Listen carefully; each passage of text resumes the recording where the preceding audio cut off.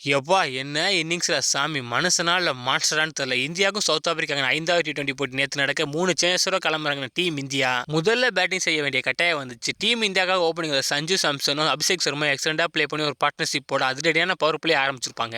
ரெண்டு பேருமே டீம் இந்தியாவுக்கு நல்ல ஸ்டார்ட் கொடுத்து அடுத்தடுத்த விக்கெட் கொடுத்துருப்பாங்க. அடுத்து வந்து கேப்டன் சூரியகுமார் வழக்கம் போல எந்த போட்டிலையும் ஃபெயிலியர் ஆகா. இன்னொரு பக்கம் திலக் வர்மா ஹர்திக் பாண்டியா எக்ஸலண்டா பார்ட்னர்ஷிப் போட அவங்களோட அற்புதமான அதிரடியான இன்னிங்ஸ்னால சவுத் ஆப்பிரிக்கா பவுலர்ஸ் ரெண்டு பேரும் சேர்ந்து பொழந்து காட்டி டீம் இந்தியா 20 ஓவர் முள்ள 231 ரிமாலி இலக்கு அடிச்சிருப்பாங்க. இதை சேஸ் பண்ண அந்த சவுத் ஆப்பிரிக்காவோட ஓப்பனர் டிகாக் மட்டும் எக்ஸலண்டா ப்ளே பண்ணி 50+ ரன்ஸ் அடிக்கி அவர் விக்கெட் போனதுக்கப்புறம் அடுத்து வந்து சவுத் ஆப்பிரிக்கா பேட்ஸ்மேன்லாம் வந்ததுன்னு தெரியல போனதில் லயனா விக்கெட் கொடுத்துட்டு போக லாஸ்ட்டில் சவுத் ஆப்பிரிக்கா என்ன தான் போராடினாலும் கடைசியில் சவுத் ஆப்பிரிக்கானால 201 ரன் மட்டுமே அடிக்க முடிஞ்சுக்கு. இதனால டீம் இந்தியா அந்த போட்டியை 30 ரன் காசில் ஈஸியாக வின் பண்ணிட்டு போயிட்டாங்கன்னு சொல்லணும். இந்த போட்டிக்கான player of the match award Hardik Pandya வாங்கியிருப்பார். இந்த சீரீஸை இந்தியா 3-1 ஈஸியாக வின் பண்ணி இப்போ கோப்பையை தட்டி தூக்கிட்டாங்கன்னு தான் சொல்லணும். இந்தியா டெஸ்ட் சீரீஸை தோற்றுருந்தாலும் அடுத்து நடந்த ஓடிஐ T20 கம்பேக் கொடுத்து ஈஸியாக வின் பண்ணி கோப்பையை தூக்கிட்டாங்கன்னு தான் சொல்லணும். ஹர்திக் பாண்டியாவோட அந்த பர்ஃபார்மன்ஸ் பற்றி என்ன நினைக்கிறீங்க மறக்காம கமெண்ட்ல சொல்லிட்டு போங்க. சரி, இதெல்லாம் ஒரு பக்கம் இருக்கட்டும். இன்னைக்கு இந்தியா T20 வேர்ல்டு கப்புக்கான ஸ்குவாட் அனௌன்ஸ் பண்ண போறாங்க. உங்களோட ஸ்குவாடை நீங்க கமெண்ட்ல சொல்லுங்க.